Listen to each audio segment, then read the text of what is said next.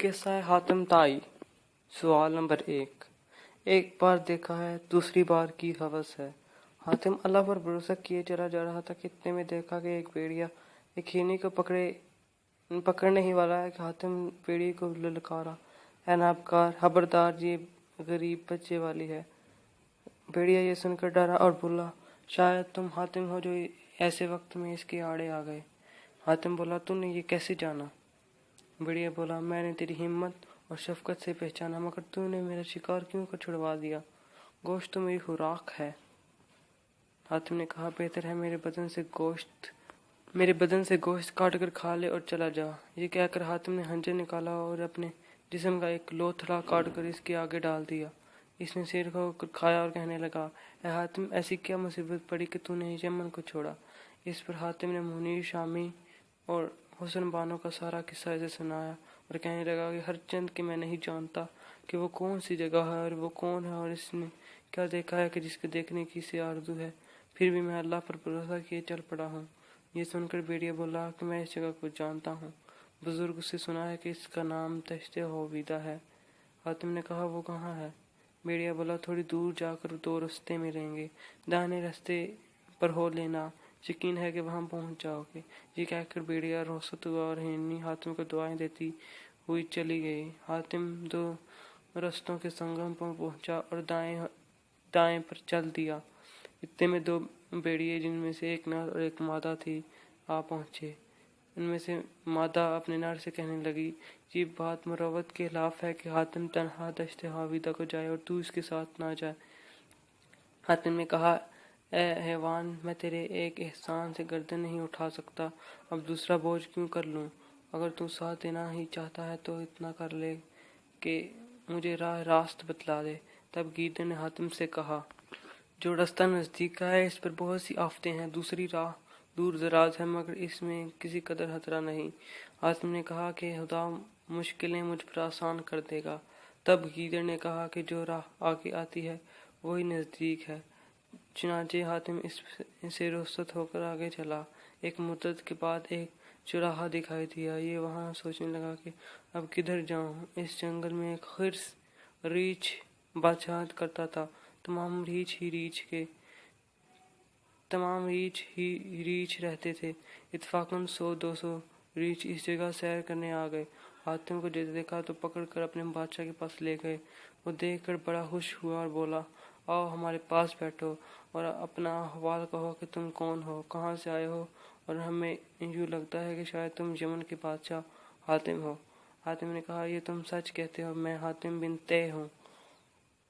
اس نے کہا، تمہارے آنے سے میں بہت خوش ہوں، اب اپنی بیٹی سے بیاہ ہوں گا کیونکہ اس جنگل میں میری دامادی کے لائق کوئی نہیں۔ یہ سن کر حاتم سوچ میں پڑ گیا۔ بادشاہ نے کہا کہ تو جواب کیوں نہیں دیتا؟ حاتم نے کہا، میں انسان اور تو حیوان، میرا تیرا رشتہ کیسے ہو سکتا ہے؟ اے حاتم، میری لڑکی تیری ہی ذات سے ہے۔ یہ کہہ کر اس نے 2-4 حرسوں سے کہا کہ لڑکی کو عروسی کپڑے پہنا کر حجرے میں بٹھاؤ۔ پھر حاتم کو بھی وہاں لے گئے۔ اس نے جو اس پری پیکر کو دیکھا تو متعجب ہو کر بادشاہ کے پاس آیا اور بولا، اے حرس، تو بادشاہ ہے اور یہ میں فقیر، اگر میں شہزادی کو اپنی بیوی بناؤں تو یہ ترک ادب ہوگا۔ اس نے کہا، اے لو، حجت چھوڑو، تم بھی یمن کے شہزادے ہو۔ حاتم بڑا متفکر ہوا کہ کس بلا سے پالا پڑا۔ میں اپنے شہر سے ایک کام کے واسطے نکلا ہوں، اگر یہاں بیاہ کر کے رنگ رلیاں بناؤں تو وہاں منیر شامی انتظار کرتے کرتے مر جائے گا۔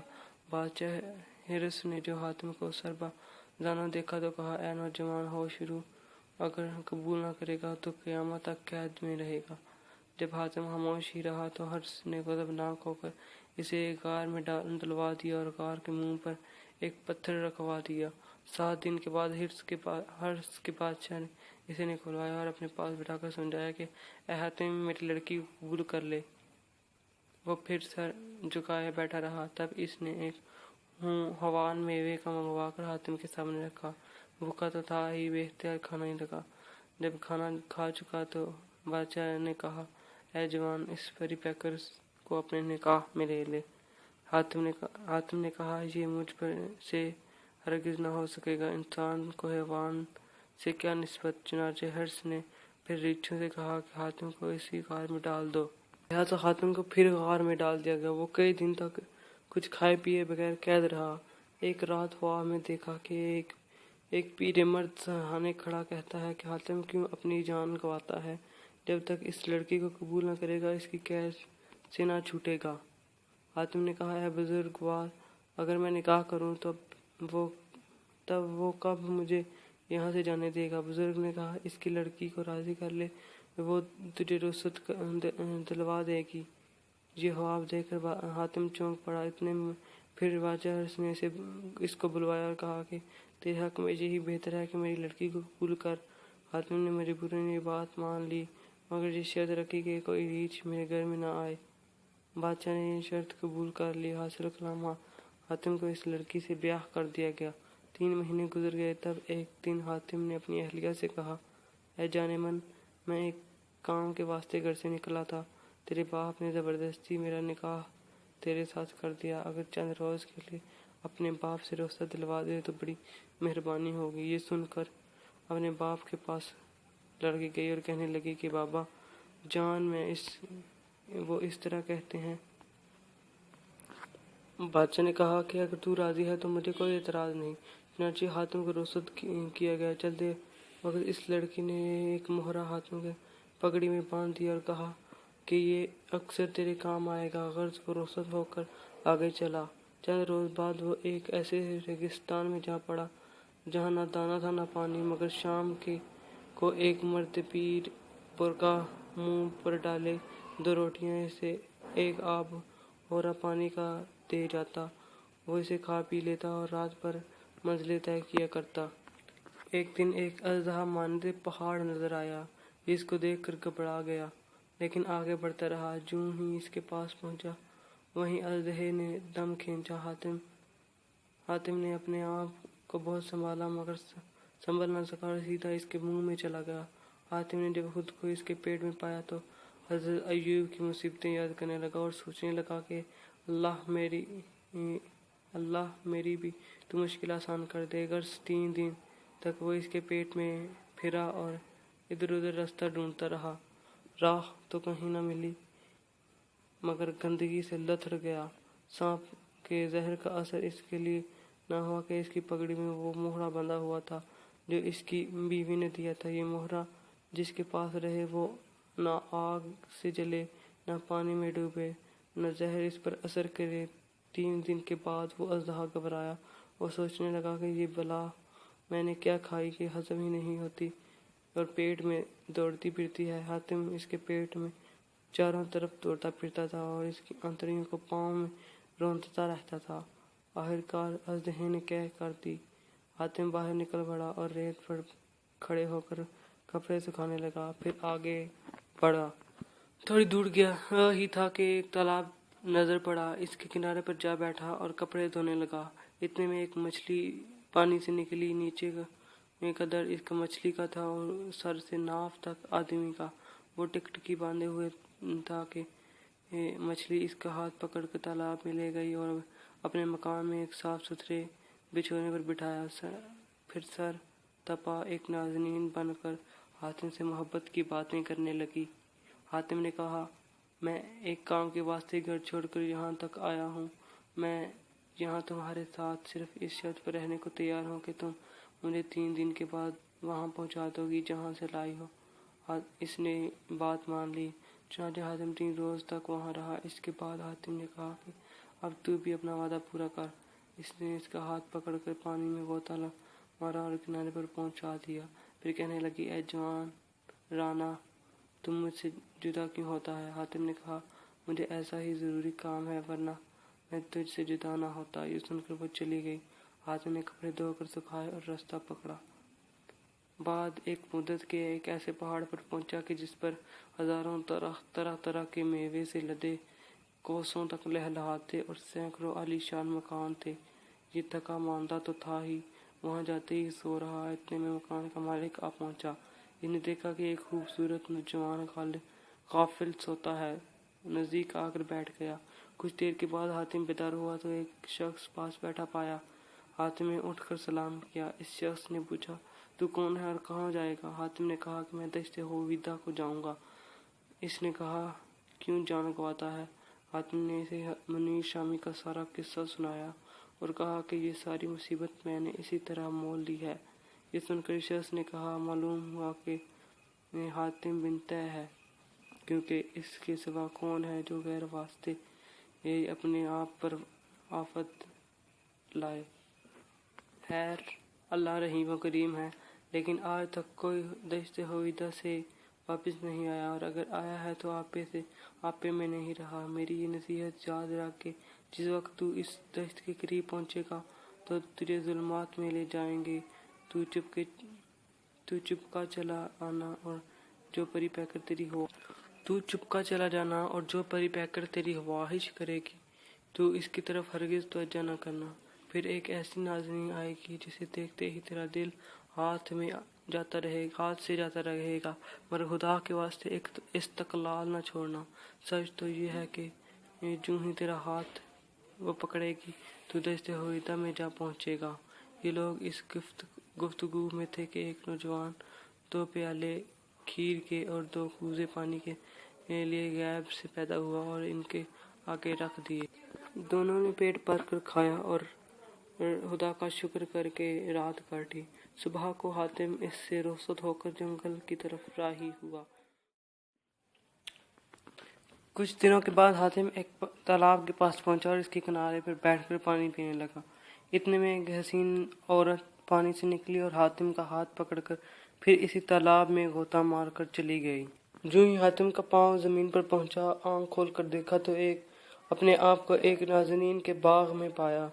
हातिम हक्का बक्का रह गया और वो इसका हाथ छोड़कर किसी तरफ चली गई। हातिम सैर करता हुआ इधर उधर का तमाशा देखता फिरता कि एक तरफ से हजारों परी पैकर गोल बांधे गले में बाहें डाले आ गईं और हातिम को जबरदस्ती खींचने लगीं। हातिम ने किसी को सर उठा कर न देखा, क्योंकि इसे इस मर्द की नसीहत याद थी कि वो अपने दिल में कहता था कि कहीं ऐसा ना हो कि मेरे इस्तक़लाल का पाँव डगमगा जाए। खबरदार, राह की ज़ुल्मात यही है। आखिरकार वो उसे एक ऐसे मकान में ले गईं जो लाल और याकूत से बना हुआ था। लाखों तस्वीरें इसमें लगी हुई थीं और एक तख्त मुरस्सा एक दालान में बिछा हुआ था। जब वो इस तख्त के पास पहुंचा तब वो सब परियां बतूर तस्वीर के नक्श बद दीवार हुईं और हजारों परियां इस महल की दीवार से निकलीं। वो हैरत से देखता था कि दिल में कहता था कि इलाही, ये क्या हिकमत है, ये कहाँ से आए और क्यों कर नक्श दीवार हो गई।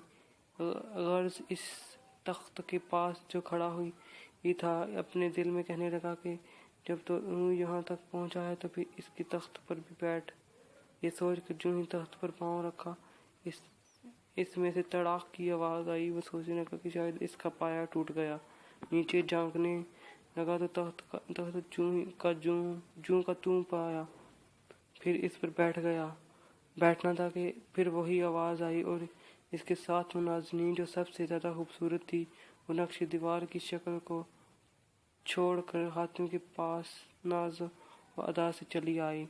हातिम इसको देखकर हैरान हुआ और अपने जी में कहने लगा, इलाही, ये तो अभी बतूर तस्वीर की थी, फिर क्यों कर इस तरह मुंह पर निकाब डाले हातिम के आगे आकर खड़ी हो गई है। बेकरार होकर चाहता था कि इसका घूंघट खोले के नसीहत इस मर्द की याद आ गई। फौरन संभल गया और जी में कहने लगा कि अगर इस हाथ पकड़ूंगा तो क़यामत से पहले इस ज़ुल्मात से बाहर नहीं जाऊंगा।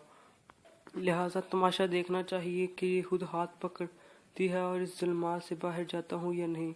बस इसी आरज़ू में 3 रात 3 दिन इस मुरस्सा तख्त पर बैठा रहा। जब रात होती थी तो हर मकान में काफूर की शम्में खुद बखुद रोशन हो जाती थी और हर सिम से गाने बजाने की आवाज़ें चली आती थीं।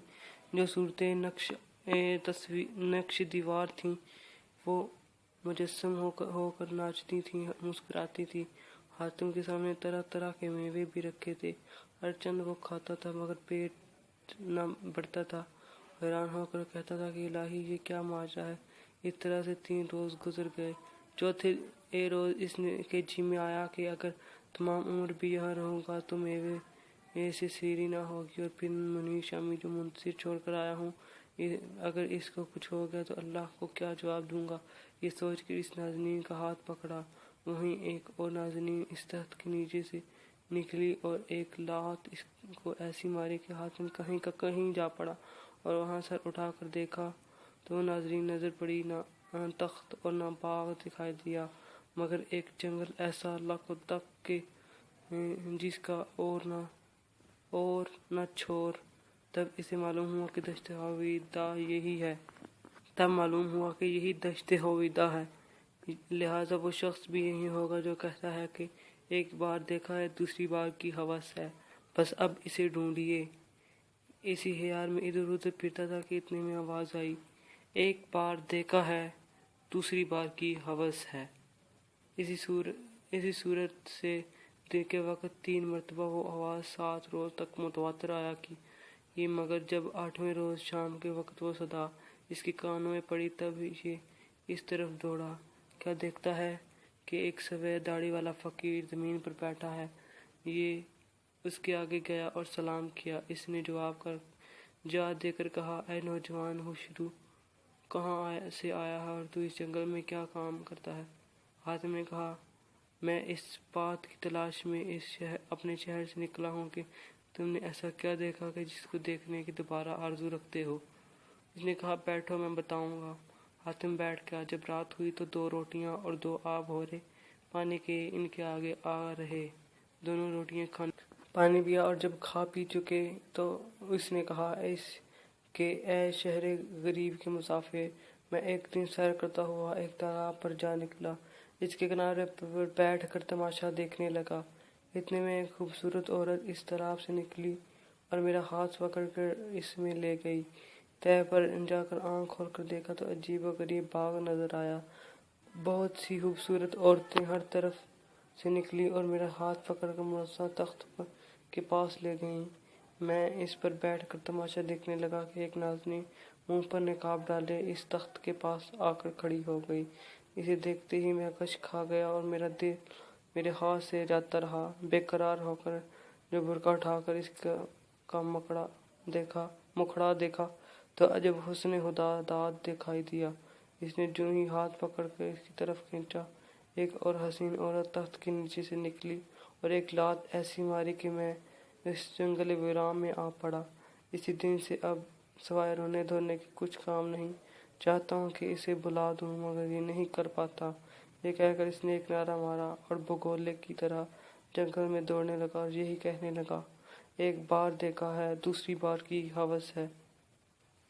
हातिम ने कहा, तू मेरे साथ आ, वो जलसा मैं तुझको दिखाऊंगा। चुनांचे वो हातिम के साथ हो लिया। चंद रोज के बाद दोनों एक दरख्त के नीचे पहुंचे जो इस तालाब के करीब था। हातिम ने कहा, अगर इस नाज़नीन को हमेशा देखना चाहते हो तो कभी इसका हाथ न पकड़ना और बुड़का हरगिज न उल्टाना। ये तो वो तमाम उम्र तेरे आगे हाथ बांधे खड़ी रहेगी, और अगर इसका हाथ पकड़ेगा तो फिर इसी जंगल में चला जाएगा। मैं जो इस जगह आया हूँ तो इस बुजुर्ग की दस्तगीरी से, वरना मैं उसी जगह आता। बस अब तू जा, आगे वही तालाब है। ये सुनते ही वो आशिक जार तालाब पर पहुंचा कि इतने में एक औरत इस पानी से निकली और इसका हाथ पकड़कर फिर इसे ले गई। हातिम शाह आबाद की तरफ रवाना हुआ। एक मुद्दत के बाद मुसीबतें उठाता इस फकीर के पास आया और इससे मिलकर और वहाँ से भी रवाना हुआ। फिर उस मछली के घर पहुँचा और 1 महीने तक वहाँ रहा। फिर वहाँ से रीछों के जंगल में गया और रीछ की लड़की से मुलाकात की। 2 महीने इसके पास रहा। फिर इससे जुदा होकर दोनों गीदड़ों के पास आया। इनको देखकर चंद रोज में शाहबाद जा पहुंचा। हुस्न बानो के आदमी हाथों हाथ इसको हवेली तक ले गए। हुस्न बानो ने सुनते ही इसे बुलाया और पर्दे के पास बिठाकर पूछा, क्या खबर लाए। हातिम ने कहा, एक बूढ़ा मर्द जुल्मात में एक औरत पर आशिक होकर जंगल में आ पड़ा था और पुकारता था, एक बार देखा है दूसरी बार देखने की हवस है। फिर मैंने इसको इसकी महबूबा के पास पहुंचा दिया। अब वो आवाज़ इस जंगल से नहीं आती। इस अहवाल को सुनकर हुस्न बानो और इसकी दाई ने हातिम की हिम्मत और मेहनत की तारीफ की। फिर हातिम से कहा अब दूसरी शर्त बयान कर फिर हातिम ने कहा कि अब दूसरी शर्त बयान करके इसकी भी कोशिश करूं। इसने मेहरबानी से कहा ए हातिम, तू बहुत दुख सह कर आया है, ज़रा चंद रोज़ आराम कर ले। हातिम ने कहा आराम तो मुझे इस रोज़ होगा जिस रोज़ अल्लाह के फजल से तेरे 7 सवालों के जवाब दूंगा। ये कहकर उठ खड़ा हुआ और सराय में जाकर मुनीर शामी के पास रहा।